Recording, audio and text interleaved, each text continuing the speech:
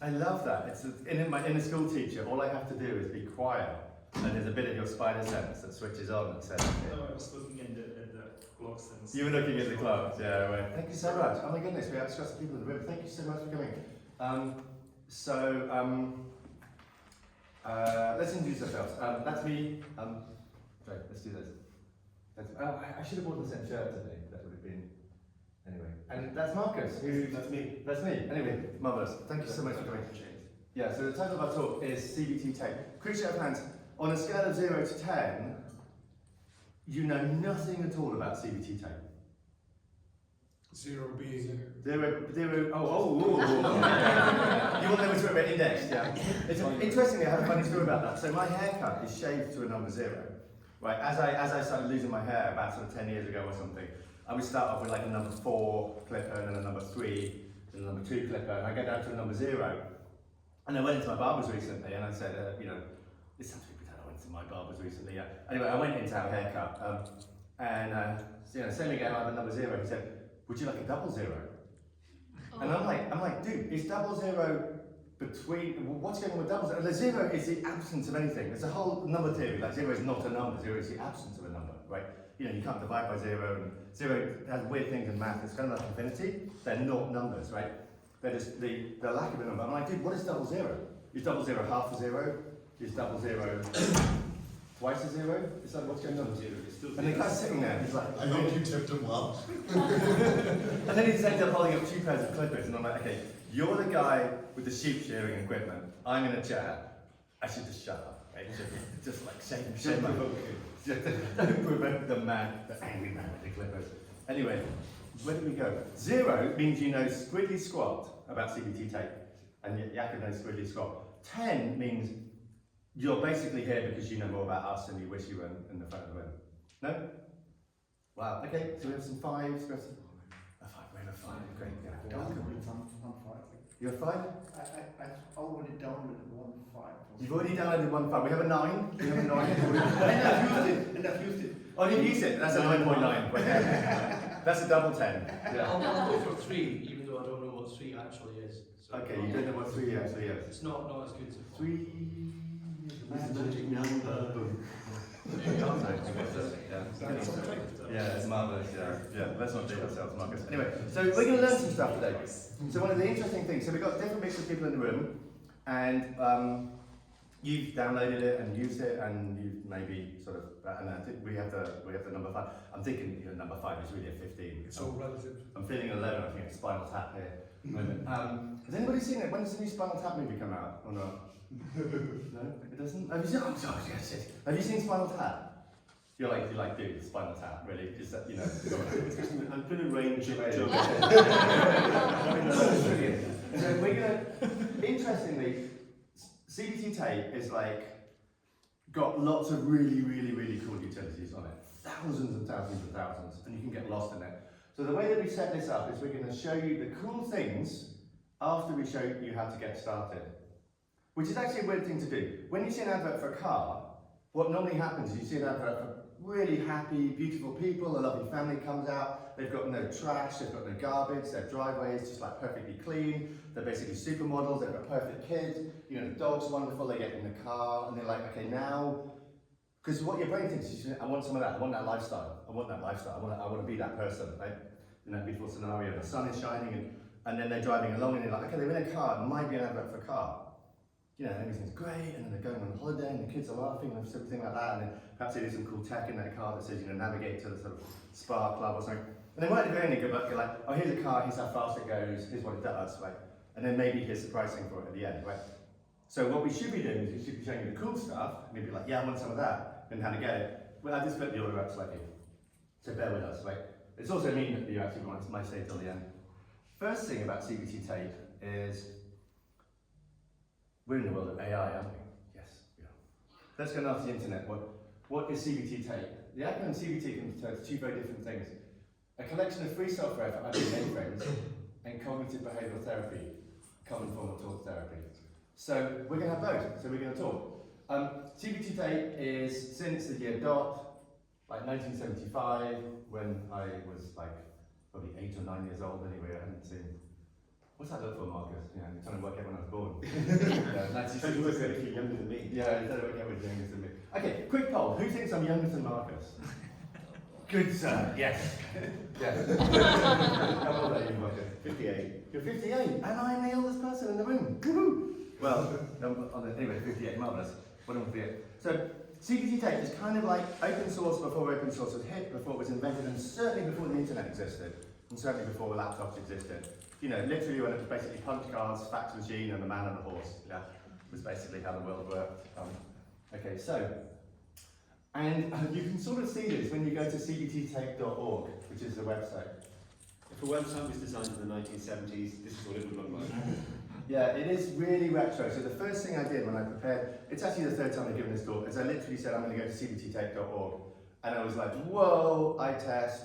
Like, you know, when I clicked around weird Michael Caine spy movies where it's like, woo, and then got somewhere, it's like, I'm like, what is going on here, you know? And then I actually said, I presented at a tech exchange and I said to somebody, I have no idea what that little figure, that thing is in the top left-hand corner. And people were like, oh, that's actually a tape. I should have brought one. I've got one at home. We're giving a presentation on CBT Tape, you didn't bring a tape. I've got a 3480 at home, an actual cartridge that we used to use to download Wow. CBT tape and stuff. Okay, Me too. quickly, we are in the cul-de-sac which says, old mainframers can reminisce about tapes. Can anything be better than that? Who actually has a tape at home? Was it round or was it square? I mean, I have a sort of 80 tape or something. that means nothing to me. Is it like, because I've seen pictures, black and white pictures of people hanging out like round tapes, and then this is clearly square. This is round tape. This is Square tape. So this is a small square cartridge. Square. Anybody actually ever loaded a round tape on a mainframe? I have. You have. 2 round people, round tapes? No? No? No? No. But next time we need a round tape, 3084. Anyway, there's a whole Facebook page. IBM 3084 mainframe. Which one of the links gets me to the index? Yeah. Excellent. Thank you so much for bringing us back in track. Which one of the links gets to the index? We basically have this Expecting this to be helpful. you don't know what to do. There is, it's tape 43, and we're now going to go into where we should have been, if somebody hadn't, who distracted me? Anyway, so there's a marvellous, this is what, for you to not get lost, you have to basically download the kind of, origin tape, which basically is a menu-driven way to download all of the other tapes. And you can search across tens of thousands of utilities. That's what I'm going to teach you how to do now. Okay, and I do have a system that I can't connect to. So basically, Lionel Van Dyke, Lionel has a wonderful video, and I'll show you what this is going to look like. You type the word CBT, and when you get to the end of this video, every single video assumes that you've already got this installed, which is effectively a catalogue, a searchable catalogue of everything on the tape.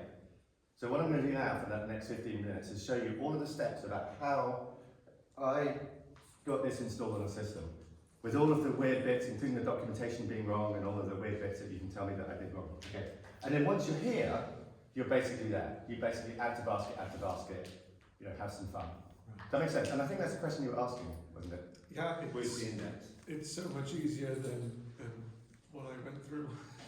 Tell us what you went through. How was it? How badly was it? Did you have to get a tape and go and No, I get just back and go with remember. somebody and fight a dragon and... I just remember having one of the utilities installed someplace, and I just had to go back there, get the number. It was 483 or 4.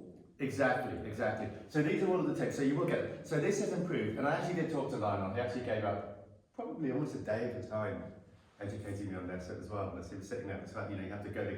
He's like the kind of Gandalf that people who know Lionel. Anyway, he's marvellous, yeah, anyway. So let me go forward a little bit. So the first place to start is 43, which is one after number 42. That's interesting. Which is like you have to know, you just have to know. This is that kind of insider knowledge that you're going to realise, right? If you remember one thing from today, it's the number 43. Tape 43 is a dialogue that they wrote so you could actually figure out what the hell was in the library, right? You can think of it as like your GitHub sort of parent page with all the repositories. Once you've got that bad boy installed, anyway, you're good to go. You have to know it's like... a 00. Sorry? Why don't they make it a 00 tape? From complainer to committer to Hitler. I think we have like next year's talk coming up. Good to you. Welcome to the mainframe community, John. Yeah. Anyway, so on the this is a video because I didn't want to show it to you. Just get my connection with that. So on all of that last website, cbttape.org, blah blah blah blah, get number 43. Don't start at the beginning and don't start at the end. Got to go into 43. Right? I might actually update the website to literally say go to 43 or like click here or something because it's not actually that obvious. You should move it to the top. But then that would be weird. Then we win. We can't go 43, 1, 2, 3, 4, 5, can we? You could pin it. Who owns? But you can have 43 and then Double. 43 Sam Gold. and 43 as well. Okay, yeah. So I've asked ChatGPT to design me a web page based for whatever it is that I wanted to design a real web page for, and it came up with the most fantastic Well, let's do it. CSS, and it's really, really good. So let's update it. Well, Sam owns that domain. Sam owns that domain. But I love it. Let's take that away. Let's make this a bit easier. Eventually, once you get to this, you will get something that says you will effectively download a file, and I got file 43. And once you download the file 43, it'll be in your laptop. Okay? Oh my gosh, that's Yakker's fence. Oh! Chesterton, name of the Chesterton fence, name of the Yakker moving it in the previous session when everything went wrong. Anyway, sorry. Do people know Chesterton? People know what Chesterton's fence is? No? Chesterton's fence. So it's one of those kind of things that it actually applies quite a lot to IT, people maintaining computer software. Chesterton fence is an apocryphal story, and it's an expression that comes from a farmer called Chesterton who bought a farm and inherited the farm, and there was a field that just had a fence. It didn't go across the two edges of the field. It was just in the middle of the field.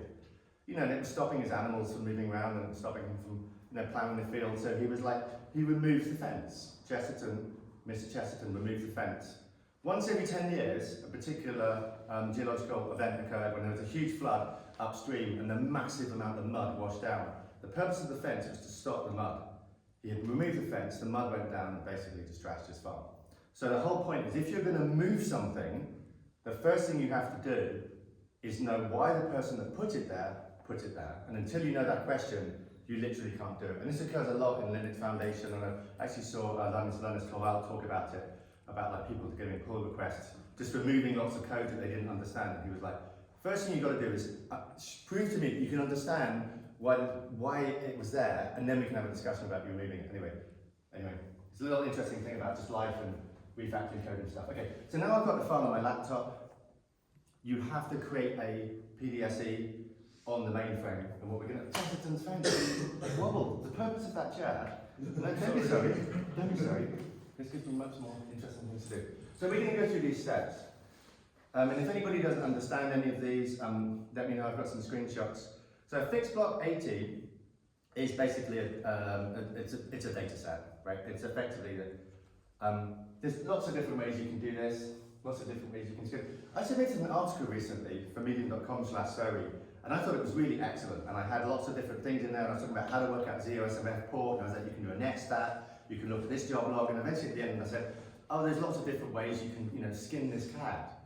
And I got one comment from a reviewer saying, you can't do that. You've just upset like everybody who owns a cat. And what if somebody skins a cat and then actually comes, this could be bad. Anyway, so I'm not going to say skin this cat. But this is ISPF 3.2, I think. Anyway, and I think it's a video. Is it not? You're laughing at me because it's not 3.2. It's 3.2, yeah. So I call it winch.j, and then you basically have to blank out that. Fairly sure on the video it shows you. There's a number of ways you can do this. I think you can do it in the Zoe Explorer for VS Code. I think you can write natively. But once you allocate that, it basically knows to create the right kind of data set. If you don't do this, you're going to get a data set that wants to have members, and you can't put the tape you just transferred into it. It must be a sequential data set.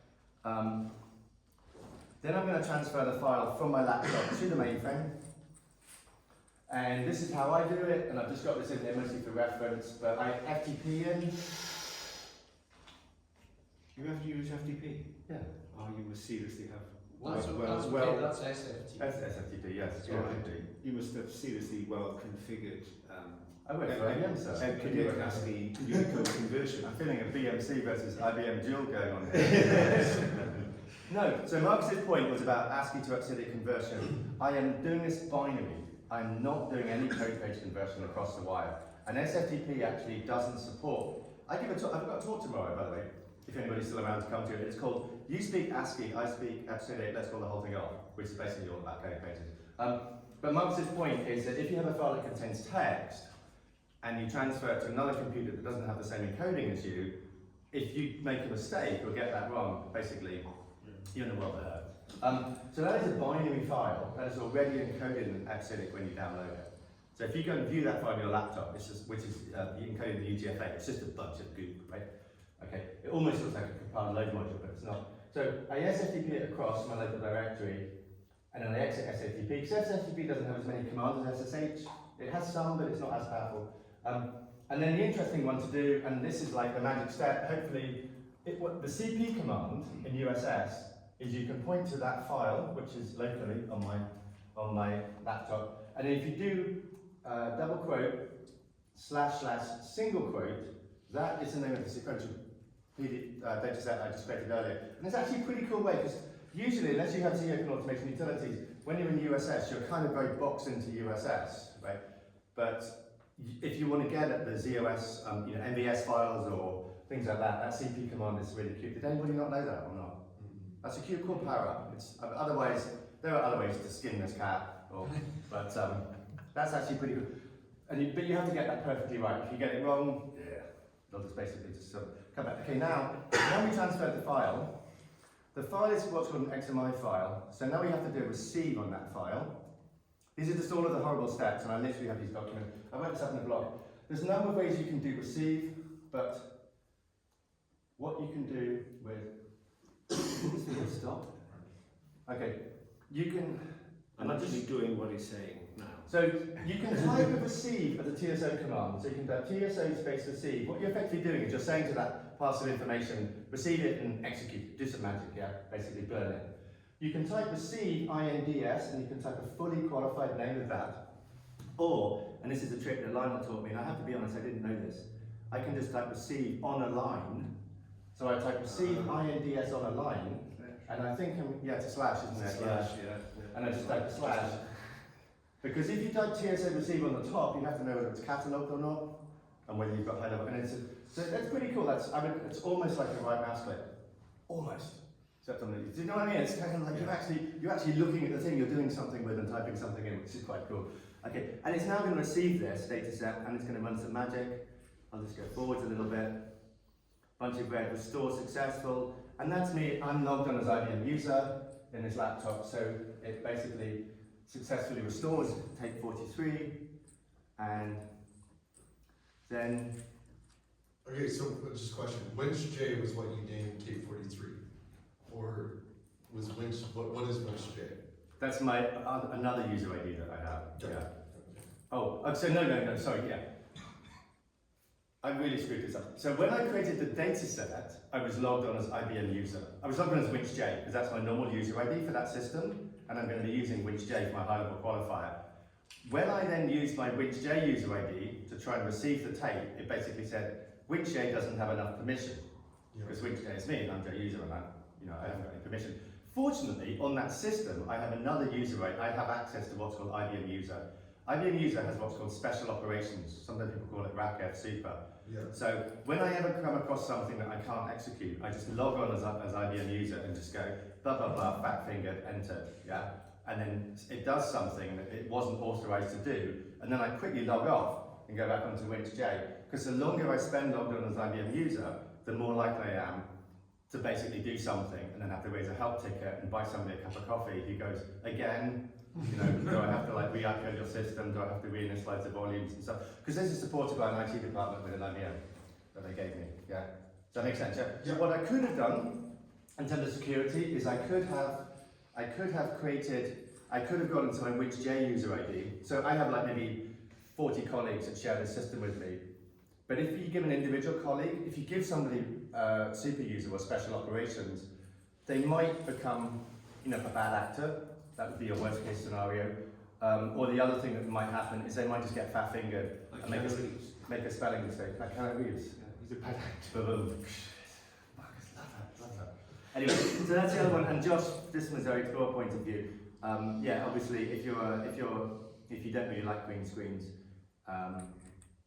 Anyway, I can see, so there is a README in this file, and the README says at the top, congratulations, you found CBT Tape. It's the place to start. I love that. It's like back in the day, did anybody play those old school adventure games? When you literally you're like, okay, I need to unlock that door. You know, I haven't got the right things. I need to carry 3 things. I have to sort of put the sword down, pick up the gold, you know, go barter with somebody, you know, pick up a key, come back, open the key. Oh shit, I got killed by the dragon. Maybe I should have had the sword with me. And eventually you get through. I mean, I'm literally talking very retro, kind of 8-bit computing. And you get to something and you expect it, and it's going, congratulations. CBT Tape. The place to start. And then here we go. King's Quest. What? King's Quest. Is that the one? I just described King's Quest. That's one of them. Excellent. I just described. I forgot the name anyway. Son of a misspent you. Son of a misspent you.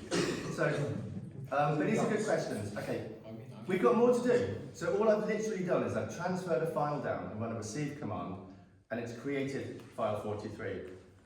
We now have to run some magic code. Oh, I think, do I have a rename? Oh, I think I renamed something. Because answering your exact question, because I had a bunch of IBM user stuff, I think, I ran it as IBM user, and I think I installed it as, where are we going? Yeah, so within every CBT tape that you see, there will always be, and let me get back a little bit more. There will always be something called $install or $$ install, or $$ install. Depending on whether it's Rex, depending on whether it's a job you have to submit. So you either type EX next to it, or you type sub, and the dollar tells you which one it is. So the single dollar is Rex. Anyway, and it's just a bunch of Rex. And let me go on a little bit more. And we're going to see, once we've run all of this, are you following along this, Marcus? I'm trying to, yeah. Sorry, am I too fast for you? Or, Yeah. okay. So we've had the file. So what we see now is we see something called CBT config. Now, you can go mess around with this and change things if you want to, but I'm the kind of guy who sees a file and I see a button that says go and I just push it. Right? And if I don't get an error message, I'm like, yes, it worked. If I get an error message, then I go and Google how to fix the error message. I just don't read manuals first, and nor do I change defaults first. Like if somebody thought of the defaults, they're probably sensible and they're probably smarter than me, right? So I just leave all the defaults. I sat with Lionel for about an hour and a half and he was going through all of the defaults. Taking I was a like, selfie, is that right? what? You just took a photo Yeah. with me. So, but you took it from underneath. I was trying to take a photo the other day in the bar with a bunch of people. I was literally yesterday and they were like, don't make me look fat. And I was like, dude, it's a camera, right? It's just like, I mean, we can go on a run tomorrow morning, you know, I can become your nutritional therapist. I mean, we need a little bit more time, right? We need, give me like 6 months notice and I can get you. I should not have said that out loud, should I, mate? Right? That was like, so. And the camera adds £10. What does it add, £10? Yeah, that's what they say. £10. We're in Europe, sir. How many kilograms is that? Yeah? Anyway, so let's keep going. Here we are. Bring me on, and here we are. We've got it. We've won the game. You distracted him, and now I've missed a bit. What? The magic. The magic. The magic. Did you get defeated by the dragon? Did you open the door and you weren't carrying a sword? That'll be it. That'll be it. Was that King's Quest? You Yeah. should be playing. He's actually playing King's Quest right now. He's not actually playing King's Quest. But this is it. So all of those crazy, cranky steps. I mean, I'm sure there's 100 other ways to do this, but that's what you have to do. Download that file to your laptop, transfer it across. No, it's a binary file. Don't mess around with code pages. Get it into a sequential data set. Receive it. Once you've received it, you get another file called config file, and just type ex on that config file, and just you're here basically, which is good. And now we can go and start to look at the computer. Any questions on that, or? Has no one made like a Zoe CLI script that does that, or? Because that definitely looks like scriptable, right, to me. So you just put that on the CBT website, and so you can just download the script and it'll just do all that for you. I'm loving this. I'm loving this. The reason I'm being silent is when somebody, like, I know exactly what to say to you next, which is like, do it. Just do it. Skin that cat. Yeah, skin that. No, don't skin cats. Don't skin cats. But you're absolutely right. So Josh's question was: has nobody created a helper class Challenge script to do it? And I don't know why I didn't do it. Why did I spend 20 minutes Oh, it's good to with know an the apology process first. rather than do it? Yeah, It's good to know how bad it was before. and it's good to know how bad it was before. This is what you have to script before. That reminds me. Has anybody here visited IBM Hursley's site? Yeah. Have you seen the push me pulley door? Oh, So most doors like that door, when we open it, you pull it, because it has a visual indication, right, which is that thing at the top, right, which is basically the door closer, because it's a fire door, I think, okay? And some doors where it's not obvious, they say push, right? All fire doors, you push, right? There was a weird cinema where people, back in 1930s, there was a big fire, a lot of people got burned inside, so all fire doors you push to exit a building. And if you collapse on a fire door, that bar is designed so it opens. You don't want a door you have to pull, because if it's a fire and you're screaming, there's lots of panicky people, and you pull a door, you might not get out, it might be like in your way. So all fire doors you have to push, that one is not the fire door you do not to. And some doors say pull, and some doors go round and round. You're wondering where I'm going with this. In IBM Hursley, IBM's premier UK research, more patents, $1 billion worth of flaming UK economy. Our front door to IBM it's weird. You hold your card on it, and you're meant to pull it, but if you pull it too early, the kind of little latch thing is stuck, right? So you have to kind of like hold your badge, and then you have to kind of push it and pull it. And there is actually, it's like, welcome to IBM, we power the world, with a kind of, apex predator that's still alive, you thought we would die, we're still here, And then there's literally a great big sign next to the door saying, push and then pull. So you actually, and then we call it a push me pulley door. It's like, so you go to the door and you're like, push me pull, but you're right. And the thing about that is like, why did they not call the guy who did this and like say, fix the door? So Josh is absolutely right, I should have fixed this. That's the last time anybody will ever see this. Next thing I'll be like, hey, here's a really cool script. We didn't do it all for you. But there is some element of like doing it. Hey, done it. Got it. Well, you read the script. It's that easy. No, I haven't written the script, Anyway. I've just done that bit. So now we're going to go See ahead. what he sees. There is one more thing you have to do, which is a slightly sucky. And imagine if people know what get pull is and get facts and stuff like that. What I've just downloaded is will be slightly not the most current thing. So you also have to perform a rebuild. You don't have to, but then I downloaded something based upon July, right? And it's just, well, it's in the video, but you're right, we could do this all, and I'll just show you in the CBT tape if you're really interested. So you have to go to tape number 1, so we are interestingly back at tape number 1, and you basically have to do a B, and the B will always do a rebuild. Okay, should we do some cool utilities, or do you want to see Marcus, because Marcus has it live? Let's do some, how are we doing for time, mate? I'll probably run out, haven't I? When did I start? 2:15, half an hour. Okay, this is one of, and I asked, there are thousands of things, I asked people, what is really cool? What are the top sort of 4 or 5 big hitters? So I'll show these, and then we can plug your laptop in and we can just freestyle video. Great. Do people know what the swap command is on ISPF? Right? So the swap command, Josh, how do you know what the swap command is? Do I you? use ISPF, man. Okay, right. I'm thinking about like, okay. I didn't expect firsthand, like, yeah, I know what the swap command is. Just go for Josh, yeah. And I'll show you what what it does. And so if you don't know, so let's say somebody comes along to you and you go to a news group and somebody says Z start or Z start. I'm in England now. Let's pronounce our Z properly. Z start is basically a way of having it so that when you log in, normally you log in and you have to go like start this, start that. You're effectively pre-configuring them all. So once you connect, the panels that you want to have, like I always have an ISPF 3.4, I have an STSF, I have a TS06. It's basically a .bashrc for ISPF. It is, yeah, effectively, yeah. I actually wrote a script that does this already. You I did? didn't know about this though. Yeah, Z starts already. So what is that? I actually just had, the key list. You can do a key list and then you can configure keys. I have like F4, F5, F6, just open all the panels I usually use. Okay, Yeah, so it's which is cool. So but Josh has already done it, which is brilliant, yeah. So you've got this down here, you've got config. So I'll show you, but what I'm doing here, so let's assume somebody comes to you and says, okay, Z start is really cool, or Z start. God, I've become American. What you do in this panel is you have to type S for search and then you type what you want. And what it actually does is pretty cool. It does a deep search of that word in every single file in here, and also in every single script where it can see it in text. It's pretty good, it's pretty fast, right? So, S is search, not find. so? So you go S, Z start, so you're searching for Z start. Yes. But that's like counterintuitive because in ISPF S means select, and F is find. No, it's So search you for, go- right? It's a search S from the command line means search for it. Yeah. S from the specific line, from the prefix line means select. I'm just being a little here. Sorry. No, you're not. I'm doing my. This is how I got Josh to basically volunteer to fix whatever it was that he realised sucked recently. And I'm looking at you, yeah, because this is very much like open source is like, you know, ask not what software can do for you, ask what you can do for software, right? Which is to smuggle JFK.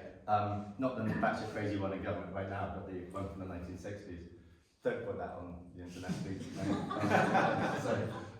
But it does do that. So it's interesting, I can see the dilemma. And I'll be honest, I understand both your points of view. Maybe it should just do both, be overloaded. So you type B on a tape, and if I hadn't downloaded the most recent version of that tape, it would have done that little pop-up saying downloading it. Because remember, this is just a catalogue, effectively.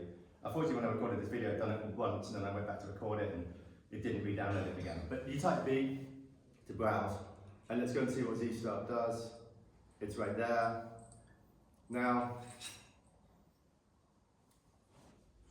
I have to, this particular one I read the instructions, and if you compare, remember when I did it receive before, I typed it on here, just to show you the difference, because this is it was educational for me. You type a TSA receive INDS, and then because it's not SMS catalog, right, I type in the name of the data set. I could have received it there. I literally just did it a different way. What you could do is type a slash against that start. You could do that, yeah. And type receive INDS. You could do that one as well. Thank you, Marcus. And because and then I'm just going on here. I'm going to show you a little bit about what it does. So when you run ZStart, you basically have a dialogue. You probably didn't go as far as having a dialogue, a panel, right? Did you? Okay. So you have a queue panel, and in the panel you type in what you want. So ISPF3.4 STSS.O, which is the ST, I think. Because I didn't want to go to STSS menu. I wanted the ST menu. Start 6, just TSO command. Swap 1 to take me back. So I'm effectively what he's got a bash RC. And I sort of demo this later, and I'm just fast forwarding the video. So I have another user ID, WinchJ. This is my non-RACF special user ID. I'm just falling asleep now. It's already on this. Okay. No, I was. Anyway, good. So I'm logging on as my WinchJ user ID, and I'm showing you that I don't have any panels, right? I haven't started anybody else. This is just like my vanilla, sort of regular way it works. What I'm going to do is WinchJ, and now I'm fast forwarding this, and I'm kind of messing up a little bit, but what I did, logged on as WinchJ, I typed in ZStart for 3.4, 6, STSS, SDSF.O, and then I think I log on and log back off again, and I log on, no more magic, look at that, and of course, so that did what it said in the tin, which is kind of cool. Right, so and then that's actually pretty cool. So you can effectively you're bootstrapping your panels. It's just a little thing. There's like thousands more, but I polled the Systems Ed enthusiasts Discord, like, what's your favourite CBT tape? Kind of whiz bang, and that was it. Another one. Did we have any RACF administrators in the room? People who were RACF? No. Ish. That's problems. I'm constantly dealing with RACF. I'm constantly configuring like permits and resources and certificates. Maybe no. Are you a RACF administrator? No, I'm not. I work for it. Yeah. No. A user. No, I'm not the RACF administrator. I'm not. Special access. Yeah. Well, I do have RACF special on my IBM user ID, and this config system I got is quite vanilla. And I'll do something like an install Zoe ZOS server, right, or an install DB2 products, and they need user IDs, and the user IDs have to have facility classes, permissions, you know, certificates and stuff like that. If you don't, so RACF add-in is very cool. And does people know Emma Skovkod? I'm going to get her last name wrong. She works for Danske Bank. So she's actually working on a sort of Python-based version of this, a sort of GUI, sort of TUI type thing. Anyway, so what this is, and she actually got a lot of her inspiration. She's actually calling some of the same libraries that are on this because she's doing it with open source. But I'll show you what it does. Install it, but fundamentally, let me get to it, let me show you that. So let me go back here. So for example, if you don't have this and you want to look at certificate, it's like a rack dsert space lists all space cert space open brackets space I don't know, and then like you Google for it and then you type it in and then you forget it, right? And then it's just RACF is just. I think it was Ed Jaffe yesterday who said that RACF was like the worst set of menu panels anywhere ever created. Just period. I mean, they are just horrendously bad. So this is very cool. And you can look at certificate authorities. I mean, another one I always love doing. But if you aren't if you're not if I look at RACF general resources, I can see all of the resources and all the facility classes and started, so I can see when I start something, what user ID, the starter task is going to be assigned to, all of my facility classes, BPX daemon, who's got, it's really, really good. It could almost be a vendor product. You know, vendors will charge you a fortune and gouge you for something where this is good. And I've shown this to people and they'll be like, okay, great, I'm just going to renegotiate my bill with BMC. Sorry, looking at you, Marcus. We don't do that. You don't do that one. Maybe it's another vendor who's may have put the bill up by 1,000%, and we won't name in this room. Yeah, so that's and that's really very good. No. I can insult JFK, but I'm not going to insult them. Anyway, so that's it's pretty cool. Anyway, that's just one little thing. So if you do have a RACF administrator, another one. I don't know how much I really want to get your thing live. I've got one more, and then we're going to plug in Marcus. Who's on is a phenomenal utility. So who's on literally just goes, well, who the heck is logged on? And what's really good, Josh, you'll like this as well. And I won't try and demo it now, but when I did the screenshot, I logged in, I'd gone to the Zoe Explorer and connected with the Zoe Explorer. The Zoe Explorer would go to ZOSMF. ZOSMF creates a TSO session that it caches behind the scenes, and it actually appears here. So that's me in USS and the MBS Explorer. Because I touched both of them, I was effectively double logged in. Even at stateless, it creates a stateful session. So it's pretty cool. Sometimes I see customers going, well, I want to know who's using the VS Code Zoe Explorer, and then like, there isn't actually, this is the best way to do it. Now they will time out, you know, but then if they're timed out, then their session's gone, and when they touch it again, because it's stateless, it'll reconnect, but it does keep it around. So it's actually pretty cool, and depending on the time about it. So who's on is cool, and it also works in the USS, and the person who loved this literally copied the Rex script, because Rex runs in the USS, and then he just typed it here. And actually, every time he logged into a system to apply maintenance or you know, allocate a volume or take something offline, he just wants to see, well, who the heck is on? Who the heck is logged on? And then he might like send an email or something on. Okay, and IPL info is another one. It'll be the last one I show. For Marcus goes live. So IPL info, we go into here, /IPL info.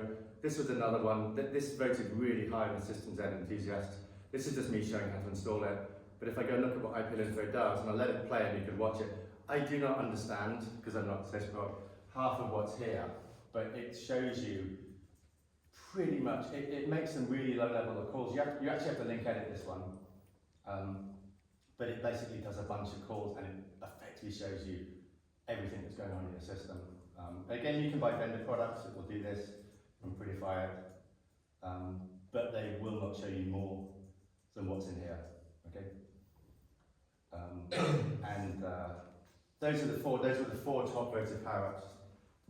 That makes sense, yeah? But obviously there's billions more, but all of them, you just go into once you've got tape 43, you sort of bootstrap, you type an S at the top, we had a little quarrel about whether it should be an S or a find, but you type it in, you find the tape, you type B, you refresh the tape, and then you look at it, and then you basically read. They're all slightly different. You read a README file, and if you have a single dollar install, no, double dollar install, that's going to be Rex, just type exit, and if it's a single dollar, you just sub it, right? Some use JSON, some use Davage, and then basically just follow along, do what it says, and stuff will happen. Do you want to plug in? Do you want to have some fun, yeah? Yeah. Thanks very much for that. How much time have we got? We've got about 15 minutes. Just a couple of minutes. I'm sorry, Marcus, I missed No, that. it's fine. Anyway, let's do this. 4 minutes. 4 minutes. Fine. What have we got back then? So Marcus has managed to follow along again. So it's over to you, Marcus. So I've followed the instructions and got that up. Did you install anything on here or not? No. Yeah. Do you want to pick one? Or you're a DBT person? Have a look. So, well, we could do that. What was it? Yes. Oh no, I was just asking if you were in VM. Oh no. So what I could do is show you briefly some of the things I use all the time. So TSO, ISR, DDN. Anybody use this? Yep. Yes. Yeah. Yeah. Okay. So preaching to the converted. You can basically look for anything in any of the members in any of the libraries. These are the DD names, and these are the data sets associated with that DD name attached to your currently running TSO session, SPF session. You can look at linked lists, you can look can find stuff. It's pretty cool. Another thing is TSO PDS. Anybody use PDS? Oh, this comes off CBT Tape. So these are all off CBT So Tape. they're all off CBT Tape. PDS is pretty cool. Back in the days of old PDSs, before we had PDSEs, extended partition data sets, and library data types, this was quite useful because you could select any PDS, that's the name, and if you were running out of directory blocks, or if you were running out of space, you could just dynamically allocate extra directory blocks for all of the entries in the PDS, or you could add just extra space at the end of your PDS just to make it grow dynamically, because I was fed up of D37 appends and E37 appends. One that I do like and have used a lot, but for some reason isn't working quite properly yet, is TSO XMIT IP, which is basically send yourself an email from the mainframe. So if this expects an SMTP address space to be up and running, so you just pop your email address in there, you can type a message, or you can pass a data set with a message in it. We've got different execution modes, so batch, ISPF, I'm currently running online, so I'm using ISPF. What you can do with batch is to create a batch step which you can stick at the end of a job, and that job will then email you whether that job has worked or not. Which is very cool, because you might then have a server that picks it up and archives it, and it's just a thing you have to do for audit purposes or whatever. Absolutely. Very cool. I can pass the subject there. What I want to do is to attach a member of a DSN and email that to me. And that would normally work, but for some reason I get some sort of error in the recs that I downloaded from CBT Tape. So I don't know what's wrong. This does work, and it has worked in the past. Something's changed. Sorry. But it's a really cool way of emailing stuff to yourself from the mainframe. And what I was going to email myself. If that happens in real life, who do I talk to? That's actually the end of our session. So That's open source. So in fix Systems it yourself. So in Systems Ed Enthusiasts, do you know about Systems Ed Enthusiasts? You do? There's a channel called CBT. Just go into that channel and just say, guys, it's broken. Because it's also 100% open source, so as Marcus said, you might find, just like Josh, you found an error where something was assuming that your workspace directory didn't have a space in it, you found a space, and then you ended up fixing it. But yeah, I mean, it wasn't a cheeky answer, but yeah, it's just it'll be something about your environment that it wasn't tested on, and then we'll just have to figure it out. Any DBAs here? DB2? You've probably got a Welsh character in there or something. I probably have. Yeah. Davage, he was a Welsh character. Yeah. No DBAs here. Okay. Anybody interested in DB2 at all? Anybody's used Unix or Linux? Okay, you know what the ls command does. Oh yes, please show me this. This is really cool. So you've got lots of LSs. You can do ls USB, ls. Your DB2 one, LSDB2. So I've got one I've written myself, LSDB2, and that displays all of the address space, all of the DB2 subsystems that are running on your L path that you've logged onto. Ta-da! That's very cool. I can add. I'm not interested in all the ones that aren't up. And by the way, if you're in USS, you can type TSO command, TSO CMD, and then you can type in a command. So you could stick it in shell script or Python. Or, very cool. If you're in USS, haha lol, you can just type LSDB2. Yeah, right. That's active. Oh, you've actually got it already. And there it is, exactly the same. Same recs, exactly the same rec, except one is in my /bin directory, and the other one's in my exec library. That reminds me, I forgot, there's something called OMBS CMD that I meant to show. I didn't. Have you got that one? That's a corker. Yeah. Anyway, the people who know option 6, which is a really good way to write TSO commands and get a history and retrieval and stuff, there's a similar one for OMBS CMD. It's really good. OMBS CMD. Have you got it? No. TSO on it does. No. Well, you would have to. Yeah, okay. No, we have to put it in a CD. Okay. Yeah, we've run out of time. I feel that energy from the back of the room was like. Anyway, yeah, I think that was enough to get you started. And Up to you. yeah, it is open source, and it is Yeah, we could. Yeah, that was the one for CBT Tape. Jakob's chair has failed again. Sorry, it's forever I'm going to call it Jakob's chair now. You're free. But it's your question about systems enthusiast CBT Tape. There is an Open Mainframe Project, Slack channel as well. There is a repository. This is the best way I found it, and this is really beautifully. Some of these Discord channels are just like, it's just like basically just like scrolling troll with occasionally some nugget of information. Lionel's actually done a very good job to catalogue this. So like Rack and Adam, it's like you go in here and then they chat about that, right? So whatever it was that you just downloaded and bought, right? There will either be a new thing here, or else you start a channel and then what the moderators, you start chatting and the moderators will create a topic, I think they're called. Anyway, so it's really, really cool, right? So anyway, we're done. Thank you very much for coming.